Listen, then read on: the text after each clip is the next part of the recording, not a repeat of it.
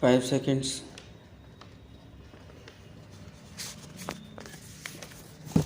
How times have changed.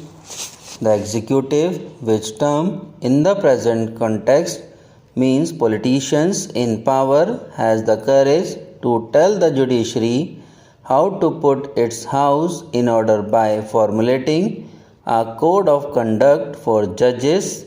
What about the code of conduct of the ministers and parliamentarians? What about the code of conduct for the political parties during elections, often formulated but always violated? And what about the pervasive corruption in the executive? One would be inclined to tell the executive to practice honesty and uprightness before it preached, but one refrains from doing so because the sad phase is that the judiciary has deteriorated beyond belief and one no more feels morally confident in defending the institution. Look at the waning public support for the judges and the judiciary. When 3 Supreme Court judges were superseded, there was strong public protest against the move, and there were lawyers, public men, and journalists prepared to stand up and be quoted. When there was the move, the transfer of High Court judges, this was viewed in the correct perspective as a serious attempt further to discipline the judges. This instrument was liberally used during the emergency, though because of the censorship, formal and informal, the fact of the transfer of 16 judges did not come to light. It was heartening to discover that there were brave judges in the High Court who were prepared to pay the price for their uprightness. The nation owes a debt of gratitude to them.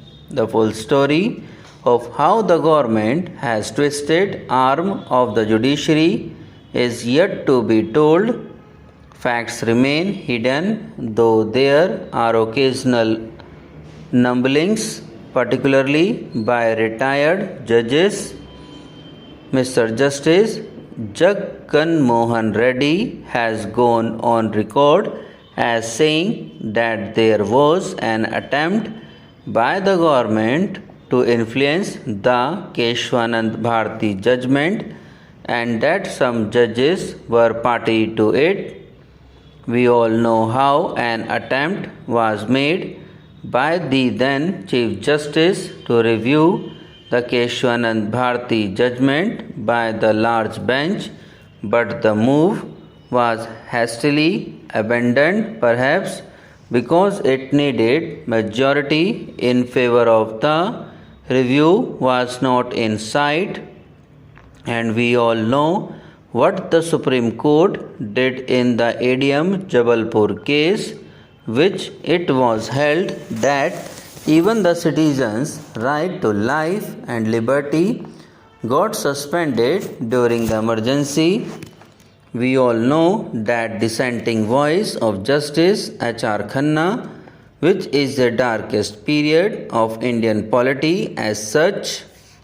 And we all know what the Supreme Court did in the S.P. Gupta case, commonly known as the Judges case. The judiciary surrendered its final right of appointment to the executive. One of the unstarted reasons was that some of the judges constituting the bench had more faith in the executive than in their own Chief Justice. They critically talked in private about their judges, and the government not only gleefully grabbed what it was given on a platter but started reducing consultation with the Chief Justice into a force. There was wheeling and dealing or casual consultation on the telephone. Mr. Justice Venkat was not consulted about the elevation of Mr. Justice Ramaswamy, now in the news, to the Supreme Court. The point is simple: so long as the public was convinced that the judiciary was more sinned against that sinning, at least the more upright people came to its defense. But when they found that the worst enemies of the judiciary were some of the judges themselves, they started losing moral fervor. Some of the retired judges did the rest. They spoke openly, day in and day out, about the fall in judicial standards and position. Honorable Chief Justice was persuaded that one way of cleansing the judiciary was to transfer about 80 High Court judges. A contempt case was moved against him in Mumbai, but the judgment went in his favor. Then there is Mr. Justice Krishna Iyer, who has been speaking bluntly about his robed brethren and their various acts of omission and commission. The question of judicial accountability is a pertinent one. The Constitution put the higher judiciary on a pedestal. A High Court or Supreme Court judge cannot be punished for laziness or inefficiency or both. He cannot be punished for his lack of knowledge of law. All that can happen is some comments by a higher court or a larger bench, and it is becoming increasingly clear that he cannot easily be punished for corruption either. He has to be impeached through a difficult process, now made much more difficult by the Supreme Court through its ruling on the subject. It is in this background that the Law Minister's suggestion for a code of conduct for judges needs to be viewed.